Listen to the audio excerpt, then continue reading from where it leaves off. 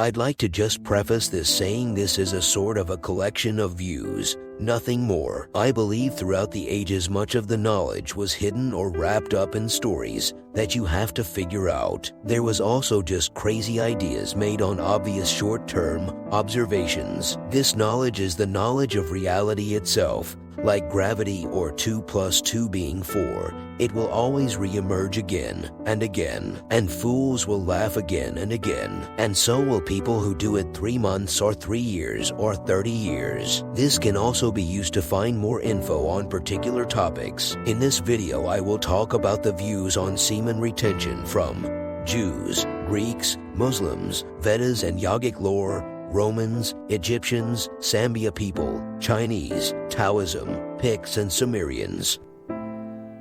Jews historically shared the abhorrence of male masturbation that characterized other societies. Interestingly, although the prohibition was not debated, legal writers had difficulty locating a biblical base for it, and no less an authority than Maimonides claimed that it could not be punishable by Thouard because there was not an explicit negative commandment forbidding it. Maimonides says that semen constitutes the strength of the body, its life, and the light of the eyes. Its emission to excess causes physical decay, debility, and diminished vitality. Thus Solomon, in his wisdom, says, "Do not give your strength to women. Whoever indulges in sexual dissipation becomes prematurely aged. His strength fails, his eyes become dim, a foul odor proceeds from his mouth and armpits, the hair of his head, eyebrows, and eyelashes drop out, the hair of his beard, armpits, and legs grow abnormally,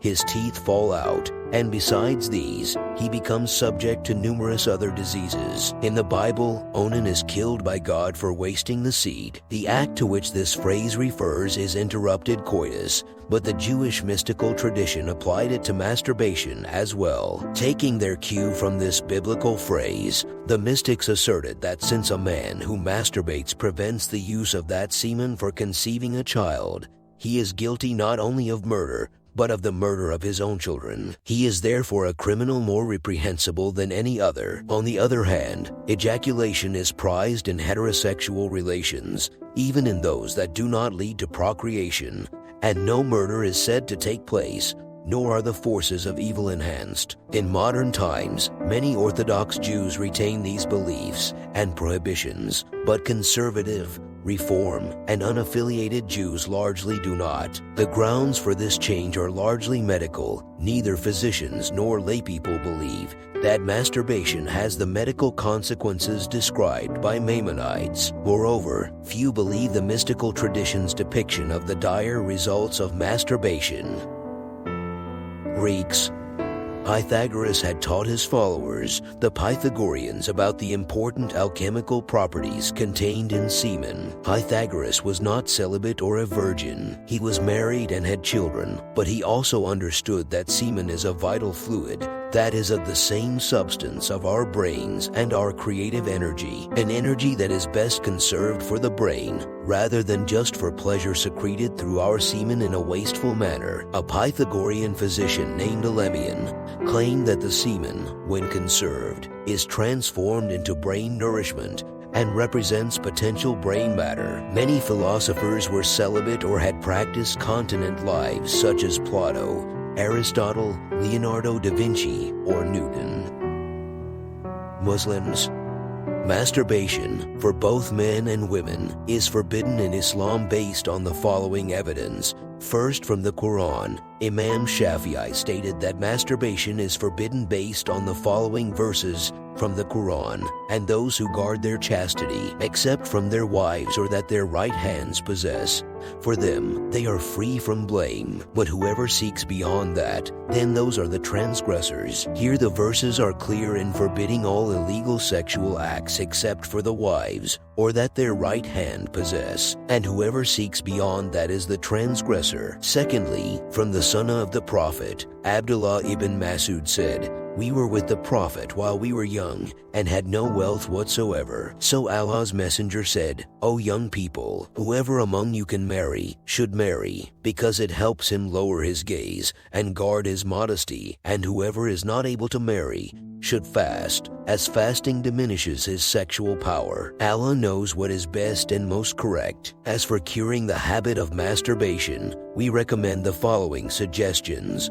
1. The motive to seek a cure for this problem should be solely following Allah's orders and fearing His punishment. 2. A permanent and quick cure from this problem lies in marriage as soon as the person is able, as shown in the Prophet's hadith. 3. Keeping oneself busy with what is good for this world and the hereafter is essential in breaking this habit before it becomes second nature, after which it is very difficult to rid oneself of it. 4. Lowering the gaze will help suppress the desire before it leads one to commit the forbidden.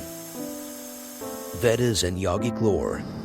The science of the ancient sages teaches that the sexual reproductive power can be transmuted into superior forms of energy called ojas and tejas. The practitioner causes his seed to rise up to his crown center, where it becomes transformed into soma, the nectar of immortality. Through the tantric procedures, the semen reaches the brain, where it is processed into extremely subtle energies used by the higher mind. As the physical brain needs oxygen and proteins to function properly, the higher mind needs big quantities of ojas and tejas energy. The tejas energy is that energy which produces the halo around the saint's head. The ojas energy is that energy which confers an extraordinary vigor, power, and virility. According to yogic science, semen exists in a subtle form throughout the whole body. It is found in a subtle state in all the cells of the body. It is withdrawn and elaborated into a gross form in the sexual organ under the influence of the sexual will and sexual excitement. This is a great secret.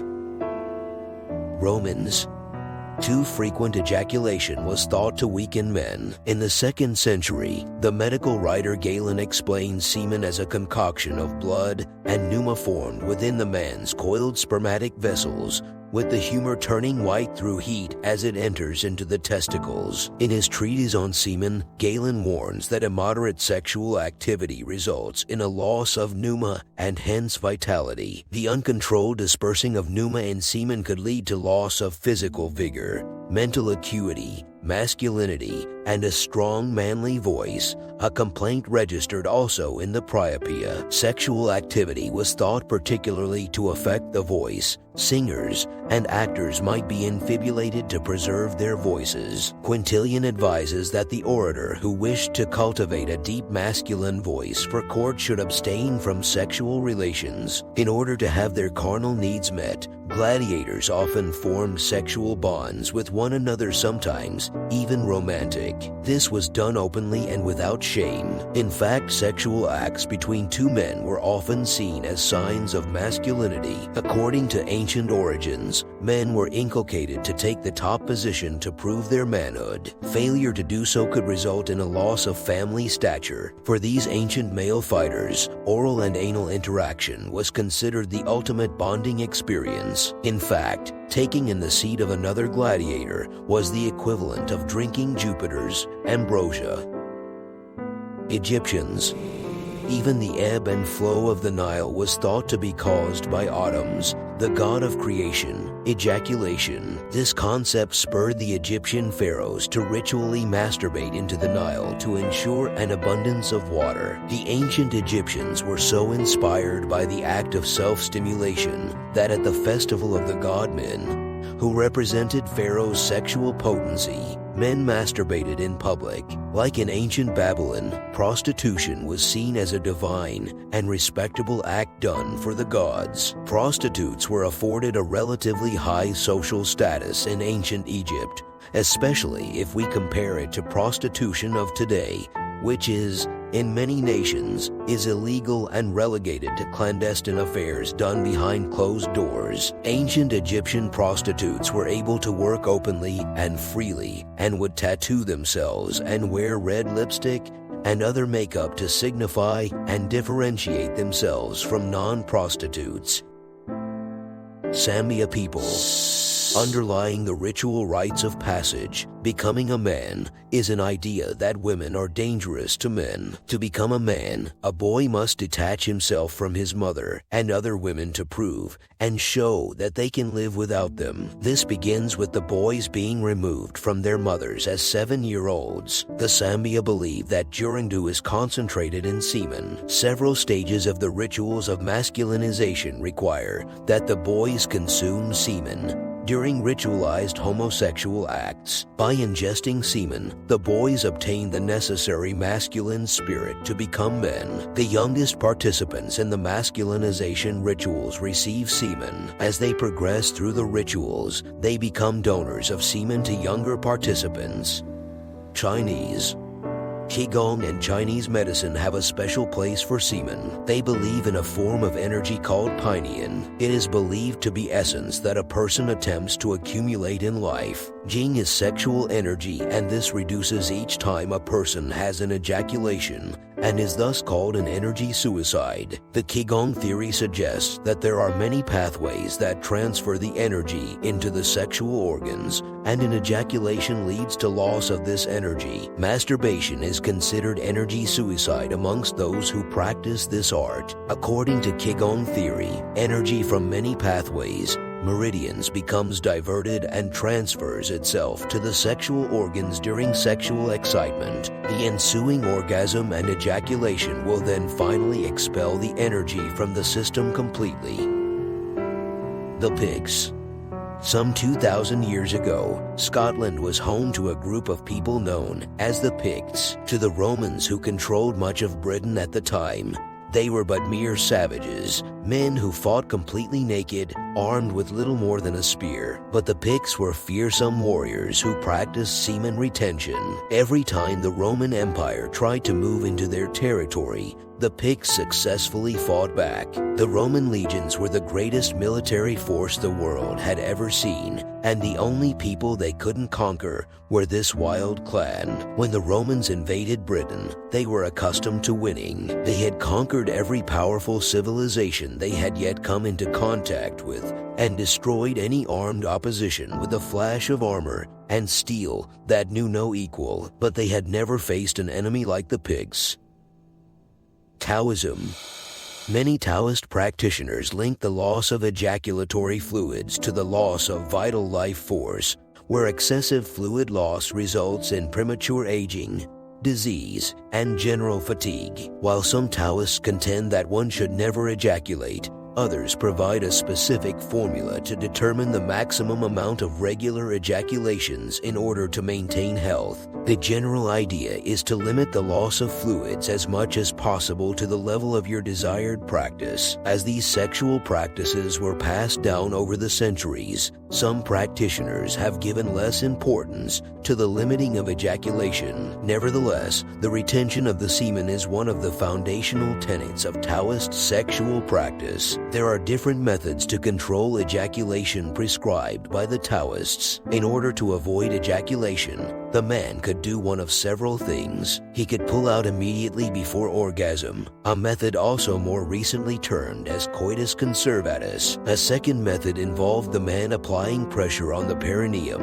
thus retaining the sperm. While if done incorrectly, this can cause retrograde ejaculation, the Taoists believe that the Jing traveled up into the head and nourished the brain. In what are known as the three treasures, we find Taoism's most general description of the energy manifesting as a human body mind. What are these three treasures? They are: Jing is reproductive energy, Kai is life force energy, and Shen is spiritual energy. Sexual energy, in relation to this model, belongs to the category of Jing reproductive or creative energy. Though Jing is rooted in the reproductive organs, its home is in the lower dantian, a subtle body space located in the lower abdomen.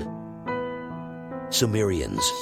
The ancient Sumerians believed that semen was a divine substance endowed on humanity by Enki, the god of water. The semen of a god was believed to have magical generative powers. In Sumerian mythology, when Enki's seed was planted in the ground, it caused the spontaneous growth of 8 previously non-existent plants. Enki was believed to have created the Tigris and Euphrates rivers by masturbating and ejaculating into their empty riverbeds. The Sumerians believed that rain was the semen of the sky god and which fell from the heavens to inseminate his consort, the earth goddess Kai, causing her to give birth to all the plants of the earth. Thank you for watching this video.